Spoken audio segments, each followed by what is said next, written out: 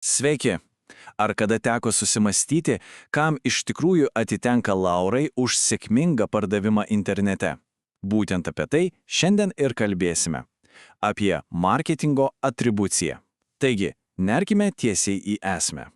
Įsivaizduokime visiškai kasdienę situaciją bet kuriam verslui.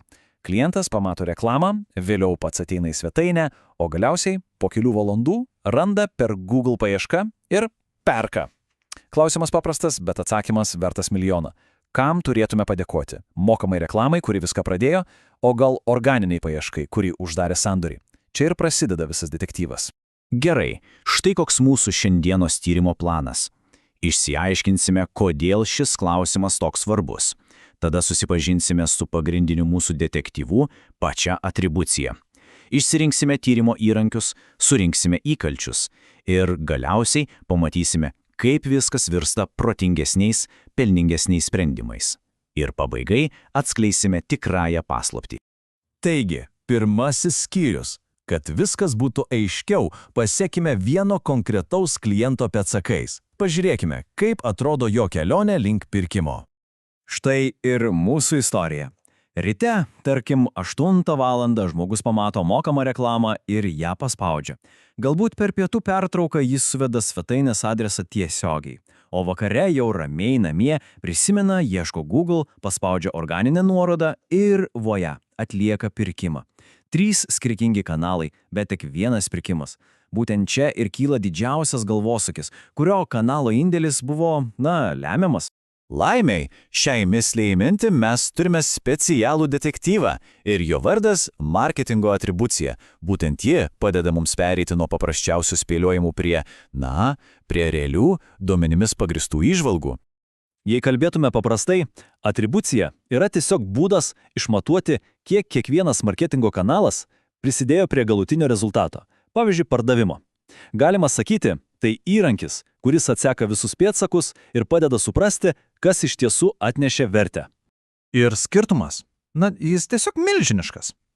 Prieš atribuciją turime sprendimus paremtus nuojauta, iššvaistytą biudžetą ir visišką nežinią, kas veikia, o kas ne. O po atribucijos viskas apsiverčia aukštyn kojomis, sprendimai tampa pagrįsti duomenimis, išlaidas optimizuotos, o kanalo efektyvumas aiškus kaip diena. Iš esmės, atribucija chaosą paverčia tvarka. Bet dabar svarbi detalė. Nėra vieno universalaus būdo tirti. Egzistuoja skirtingi atribucijos modeliai. Galima juos įsivaizduoti kaip skirtingus detektyvo tyrimo objektyvus. Ir priklausomai nuo to, kurį objektyvą pasirinksime, gausime visiškai skirtingus atsakymus. Pradėkime nuo paprasčiausio – pirmojo paspaudimo atribucijos. Čia logika geležinė. Visi nuopelnai atitenka tam kanalui, kuris pirmasis atvedė lankytoją. Gerai, grįžkime prie mūsų istorijos. Jei taikytume pirmojo paspaudimo modelį, 100% nuopelnų keliautų tai rytiniai mokamai reklamai. Taip, būtent jai. Visi kiti prisilietimai, tiesioginis apsilankimas, organinė paieška, jie tiesiog ignoruojami. Šis modelis beje visai neblogas, kai norima suprasti, kurie kanalai geriausiai supažindina žmonės su prekės ženklų. Dabar kitas populiarus modelis, turbūt net pats populiariausias, tai paskutinio paspaudimo atribucija. Kaip pavadinimas ir sako, visi nuopelnai atitenka paskutiniam kanalui prieš pat pirkimą. Ir vėl ta pati situacija. Tik šį kartą, pagal paskutinio paspaudimo modelį, laimėtojų tampa organinė paieška per Google. Būtent šis kanalas gauna visus laurus. Kodėl? Nes jis buvo paskutinis žingsnis prieš konversiją. Šį modelį labai lengva apskaičiuoti, bet yra vienas bet. Jis dažnai pervertina tuos kanalus, kurie tik užbaigė pardavimą, ir nuvertina tuos, kurie jį pradėjo. O ką daryti, jei manome, kad visi kanalai prisidėjo? Tam yra linijinis modelis. Jo filosofija paprasta. Padalinkime visus nuopelnus po lygiai kiekvienam sąlyčio taškui. Mūsų atveju viskas pasidalina gražiai į 3 dalis, kaip matome čia. Mokama reklama, tiesioginis apsilankimas ir organinė paieška visi gauna po 33%. Tai toks, sakyčiau, labai demokratiškas požiūris. Tačiau jis turi ir trūkumą. Neįvertina, ar vieno kanalo indėlis visgi nebuvo svaresnis už kitų. Gerai, su modeliais susipažinome, bet kaip visą tai veikia techniškai?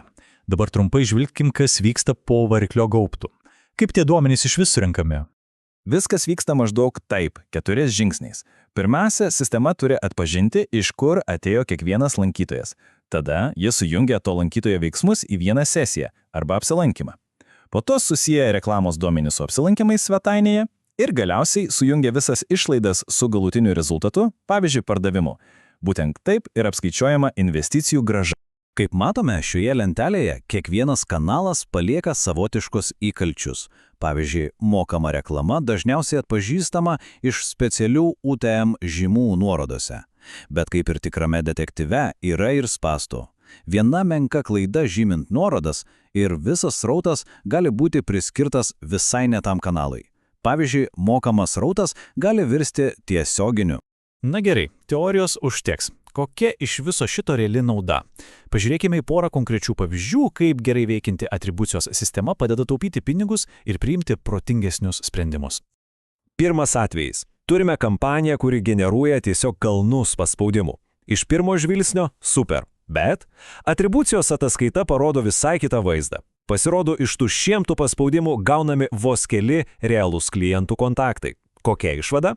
Srautas didelis, bet jo kokybė tragiška. Būtent tai leido sustabdyti pinigų švastančią kampaniją.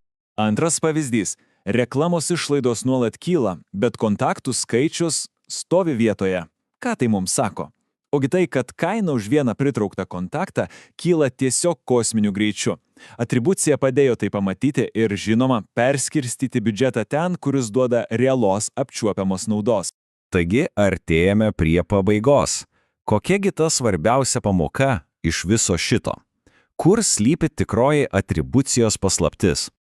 O jis slypi štai šioje citatoje. Atribucijos sistema veikia tik tiek gerai, kiek teisingai yra sudėlioti jos pamatai.